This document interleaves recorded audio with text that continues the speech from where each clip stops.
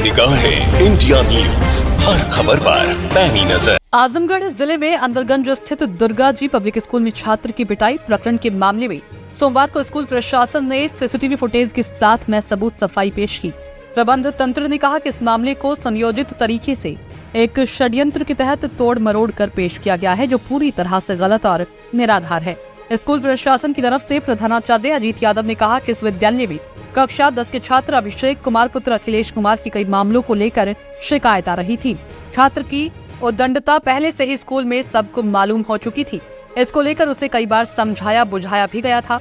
मामला एक छात्रा के साथ छेड़छाड़ की शिकायत का था। चूंकि मामला छात्रा से जुड़ा हुआ था, इसलिए उसे समझाया जा रहा था और सार्वजनिक नहीं किया जा रहा था। छात्र विगत 17 दिनों से नहीं आ रहा था। घटना के दिन जब वह स्कूल आया तो उससे पूछताछ के लिए प्रिंसिपल ने बुलाया और शिकायत के बारे में पूछताछ की। इस दौरान भी छात्र ने अनुशासनहीनता का परिचय दिया, जिसको लेकर प्रिंसिपल ने उसे डांटा फटकारा। उसके बाद छात्र ने चलती क्लास से गुस्से में अपना बैग उठाया और चल दिया। प्रबंध तंत्र का यह भी कहना है कि शिकायत को लेकर अभिषेक के भाई को भी बुलाया गया था। अभिषेक के भाई, मामा और उनके चाचा स्कूल में आए थे। इन सभी लोगों की सीसीटीवी फुटेज भी उपलब्ध है। उनके अभिभावक से पूरे मामले में बातचीत भी हुई है और वह स्कूल में स्कूल प्रशासन की बातचीत से संतुष्ट होकर अपने साथ में घर चले गए थे। फिर उन्होंने घर जाकर पूरे मामले को दूसरे रूप में पेश किया। अस्पताल में व्हीलचेयर पर बैठाकर ले जाया गया, जबकि उसके साथ कोई ऐसी बात नहीं थी। वह स्कूल परिसर से आराम से पैदल चलते हुए फिर बाइक पर बैठकर 3 लोगों के साथ घर गया था। अभिषेक बाइक पर पीछे बैठकर आराम से गया, जिसकी वीडियो सीसीटीवी फुटेज में साफ साफ दिखाई दे रही है। इस पूरी घटनाक्रम को गलत तरीके से तोड़ मरोड़ कर पेश किया गया है। आपको यह भी बता दें कि छात्र की 2 वर्ष की फीस भी बकाया है। बावजूद इसके भी संस्था उसके पठन पाठन में कोई रुकावट नहीं की। अभिषेक और उसके परिजन द्वारा जिस तरीके से इस घटना को गलत तरीके से पेश किया गया है, इससे संस्था की छवि धूमिल हो रही है और शिक्षक भी डरे सहमे हैं। ऐसे में पुलिस प्रशासन से हमारी मांग है कि छात्र हित को ध्यान में रखते हुए प्रशासन विद्यालय का सहयोग करे, जिससे अन्य छात्रों का अहित न हो और घटना की सच्चाई का अनावरण कर हमें इस घटना से बरी किया जाए, ताकि स्कूल में पठन पाठन का माहौल सुचारू रूप से चल सके। सर, सबसे पहली बात तो वो मेरा ही छात्र है। मुझे इस बात का बहुत दुख है कि वो किसी भी तरह के झांसे में आके ऐसा जो भी अराजक तत्व हैं उनसे मिलकर इस तरह की घटना को प्रपंच रच रहा है, क्योंकि मैं जानता हूं कि 10वीं का बच्चा है, नुकसान उसका भी है और विद्यालय की छवि तो धूमिल हो ही रही है। और नुकसान सिर्फ दोनों का है, उनका है और हमारा है। और बाकी जो चढ़ाने वाले हैं या अराजक तत्व हैं जिसकी वजह से वो सारी चीज़ें हो रही हैं, उनको भी कुछ नहीं मिलना है। तो दुश्मनी साधी जा रही है या किसी भी तरह का ऐसा चीज़ किया जा रहा है जिसके चढ़ावे में बहलावे फुसलावे में वो आ रहा है। क्योंकि मुझे जहाँ तक पता है कि अभिषेक इतना दिमाग नहीं रखता कि इतनी बड़ी बात को लेके जाए, और आज आप लोग यहाँ पे इस तरह से उपस्थित हैं। सर, जो उसने मुकदमा दर्ज कराया है, वो क्या पुलिस प्रशासन ने भी उससे पहले से संपर्क नहीं किया कि मुकदमा दर्ज? जिस दिन मुकदमा दर्ज हुआ उसके बाद जो है विद्यालय प्रशासन हमारे यहाँ शाम को तहकीकात के लिए आया और नक्शा वगैरह बना के क्या उनके अपने सिस्टम से प्रशासन ने अपना स्टेप लिया और पूछताछ भी की। तो हमने सारी सच्चाई उनको बताई और बताने के बाद वो उस दिन तो चले गए, लेकिन सोशल मीडिया पे बहुत सारी बातें ज़्यादा होने के बाद जो है हम लोग के साथ थोड़ा सा गिरफ्तारी का भी काम हुआ। वहाँ पे 151 धारा के तहत हम लोग को रहना पड़ा वहाँ पे। तो ये सारी चीज़ें भी हमारे साथ हो गई। उनकी जमानत हो गई? जिन लोगों पर मुकदमा दर्ज था उनकी जमानत हो गई? मुकदमा तो सर मेरे ही ऊपर जमा हुई है और सर हैं मिस्टर के सर, इनके ऊपर है, 2 ही लोग हैं और जमानत हम लोग की हुई है। अगला स्टेप आपका क्या होगा? अगला स्टेप है कि मैं सभी सोशल मीडिया से और जिला प्रशासन से निवेदन करना चाहूँगा कि इस मामले की तहकीकात पूरे निष्पक्षता से की जाए। किसी के छलावे में आकर या किसी तरह का वीडियो देखकर नहीं, जो साक्ष्य है, सबूत है और एक शिक्षक और शिक्षक के गरिमा को देखते हुए कोई स्टेप आप लें या कोई प्रकरण आप दें किसी। अच्छा, जिस तरह से बच्चे के द्वारा कहा गया कि उसको आप कैमरा ले जाके पीटे गए, उसमें कितनी सच्चाई? सर, बिल्कुल कोई सच्चाई नहीं, ये बिल्कुल निराधार और भ्रामक है। बात को बढ़ाने का एक तरीका है। अगर बालक को इतना ही हम पीट दिए होते तो बालक जिस एग्रेशन में है, मैं आपको तीनों वीडियो फुटेज दिखा सकता हूं, सर दीजिएगा अगर। और आप लोगों ने देखा होगा कि हॉस्पिटल में उसी दिन जाके वो व्हील चेयर पर हो जाता है, ऑटो में उसको 4 लोग पकड़ के लेके जा रहे हैं।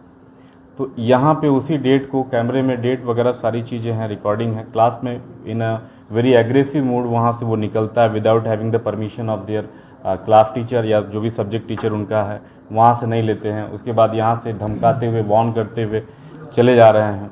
तो इसमें सच्चाई आप क्या है आप खुद ही समझ लीजिए कि इसमें कोई सच्चाई नहीं है। हमने किसी तरह का उसको कॉर्पोरल पनिशमेंट नहीं दिया। We are also well aware with the terms and condition of norms. CBSE norm की कॉर्पोरल पनिशमेंट किसी को देना अलाउड नहीं है। बट हाँ, जहाँ तक शिक्षा का मंदिर है उसमें थोड़ा बहुत डांट फटकार तो ये हमारा अधिकार है। और अगर मामला इतना संगीन है, किसी लड़की का है, तो उसमें डांट फटकार तो बिल्कुल बनता है, लेकिन मारपीट हम ऐसा बिल्कुल भी नहीं किए उसके साथ। जिस तरह से बच्चे ने आरोप लगाया कि उन्हें बहुत बुरी तरह से पीटा गया, वह बेहोशी की हालत में घर पहुंचा, इसमें कितनी सच्चाई? अगर बेहोशी की हालत में घर पहुंचा तो ऑडियो में वीडियो में आप सीसीटीवी फुटेज में आपको गेट से बाहर जाते हुए उनके मामा जी, उनके बड़े भाई और उनके अंकल वहाँ पे दिखाई पड़ रहे हैं। तो बेहोश कहाँ से हो गए वो? जब वहाँ फ़ोटो में दिख रहा है अपने से निकल के जा रहे हैं तो बेहोश कहाँ से हो गए? सीधा एकदम टाइट होके एक बाइक पे 3 लोग सवार होकर जा रहे हैं। आरोप है कि स्कूल प्रशासन ने उसे जो है सादे कागज पे जो है साइन करवाया, जबरदस्ती सुलहनामा बनवाया था। हाँ बिल्कुल सर, इस बात को भी मैं आपको साझा करता हूँ कि सिग्नेचर करवाने का मैंने, जैसा कि अभी कुछ ही देर पहले आपको बताया कि मैं डर गया था थोड़ा सा। क्यों डर गया था? क्योंकि वो मुझे जान मारने की या बाहर गुटबाजी करने की धमकी दे रहा था कि हम उसको ऐसा करेंगे। तो मैंने बोला कि जैसे हर मैटर को हम थाने तक या कहीं तक पहुंचा नहीं सकते, कुछ मैटर अपने लेवल तक ही सॉल्व करना पड़ता है। तो उसको मैंने बोला एक एप्लीकेशन लिखो कि कोई भी काम गलत नहीं करोगे, ऐसा नहीं करोगे। वो मेरे पास होगा भी, कहीं पड़ा होगा, ये उसका कोई मायने नहीं मेरे लिए है। मैंने सिर्फ उसको धमकाने के लिए कहा था कि आगे से कोई स्टेप ऐसा न करे, बस इतनी ही सी बात है वो। अभी हाल ही में 2 बच्चों का और मामला आया था, उसमें भी ये आरोप था कि स्कूल प्रशासन ने उन्हें जो है मारा है।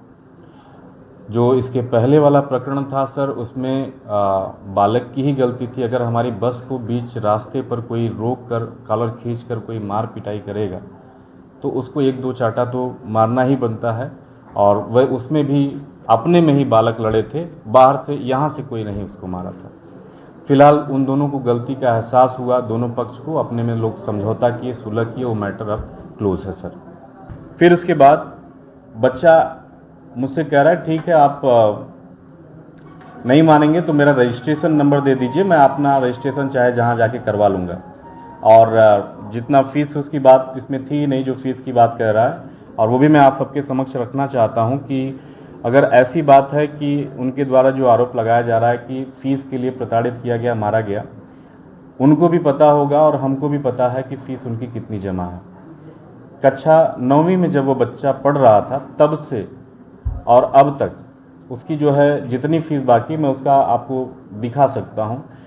पिछले साल भी लगभग 20 से 25 हज़ार फ़ीस अब तक बाकी है और इस साल एडमिशन भी नहीं हुआ, कोई फ़ीस की उनकी बात ही नहीं है। कोई फ़ीस 1 रुपया उन्होंने विद्यालय को नहीं दिया। आप सबको बता दें कि विद्यालय बच्चों की फ़ीस से ही, सारी चीज़ों से हमको भी मैनेज करना रहता है, हमारे ऊपर भी प्रेशर रहता है। बट ये मैटर ही नहीं था कि हम उसको फ़ीस के लिए बोले। मैटर छेड़खानी का था, उसके एब्सेंटिज़म का था कि क्यों इतना एब्सेंट हो रहे हो और जब आ रहे हो तो तुम इस तरह की बात लेते आ रहे हो।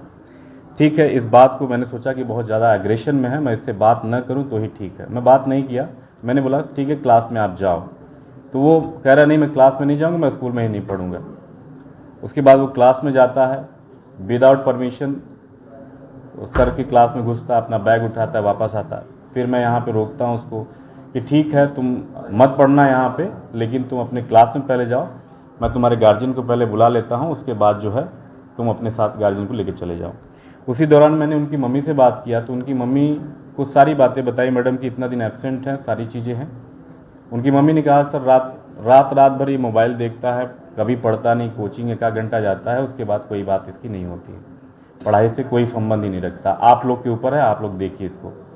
मैंने बात उनसे कही कि ऐसा ऐसा तो मेरे साथ कर रहा है, बदतमीजी, अनुशासनहीनता का परिचय दे रहा है, गाली गलौज कर रहा है, धक्का दे रहा है, तो कैसे ये बात चलेगी। तो कह रहा ठीक है सर उनको आने दीजिए और हम भेज रहे हैं घर से, हम उनको समझाते हैं। उसके बाद फ़ोन को उनके मामा जी और उनके भाई और उनके अंकल आए, पोर्च में बैठ के, सामने पोर्च है, वहाँ पे बैठ के हम लोग लगभग 10-15 मिनट बातें हमारी उनके मामा जी से, उनके भाई से, उनके चाचा से हुई और बहुत ही नॉर्मल टॉक थी, इसमें कोई हॉट टॉक नहीं थी। हम उसी के संदर्भ में बात कर रहे थे, उनको समझा रहे थे ये सारी चीज़ें कि भाई कैसे पढ़ना लिखना है, क्या चीज़ें हैं।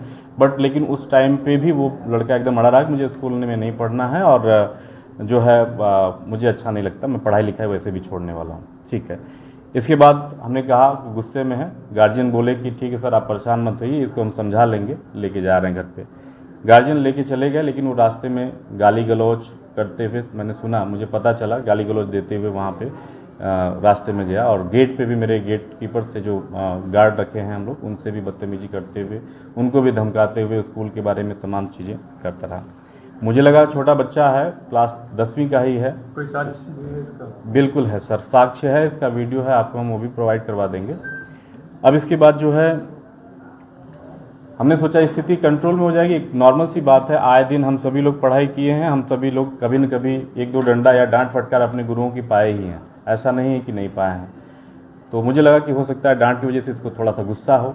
हर बच्चे एक समान नहीं होते हैं, सबका अलग अलग टेम्पर होता है, टेम्परामेंट होता है। तो मुझे लगा कि वो थोड़ा सा अलग टाइप का है, उग्र स्वभाव का है, तो उसके साथ ज़्यादती करना और ज़्यादा बेकार हो जाएगा, हम ही लोग के लिए दिक्कत होगी। मैं सही बताऊं तो मैं खुद भी थोड़ा सा बैक फीट पे आ गया, मैं डर गया था वहाँ पे, क्योंकि इतना एग्रेशन वो दिखा रहा था। अब उसके बाद वो घर जाते हैं, सारी चीज़ें नॉर्मल रहती है। लगभग 1 से 1:30 बजे की बात ये है, वो घर जाते हैं और शाम को पता चलता है विद रिलेवेंट सोर्सेज कि वो सदर में जाके एडमिट अपने आप को करवाए हैं। उसी दिन 26 तारीख की ही बात है, और बॉटल वगैरह चढ़वा रहे हैं, तमाम तरीके की बात है, तमाम तरीके का प्रपंच रचना शुरू हो गया। फिर थाने में मुकदमा भी दर्ज हो गया, हमारे साथ हमारे ऊपर धारा भी बिना पूछे लग गई। और आप लोग से भी मेरा निवेदन यही रहा कि जो है कम से कम हमारी तरफ से भी बात सुन ली गई होती, इसीलिए हम आपसे आज ये पीसी की बात रखें। तो यही पूरा प्रकरण था जो आप लोगों के समक्ष मैंने रख दिया। अगर आप लोगों को कोई बात पूछनी है तो बताएं उसको। फिलहाल जनता की बातें तो हम आपको दिखाते हैं, उनके बीच में जाकर के हम आपको रूबरू तो कराते हैं, लेकिन आखिरी में सिर्फ आपसे एक ही निवेदन है कि आप हमारे चैनल को सब्सक्राइब करें, लाइक करें व हमारी खबरों को शेयर करें, ताकि ऐसे ही हम आपको तमाम जानकारियां और नए अपडेट्स देते रहें।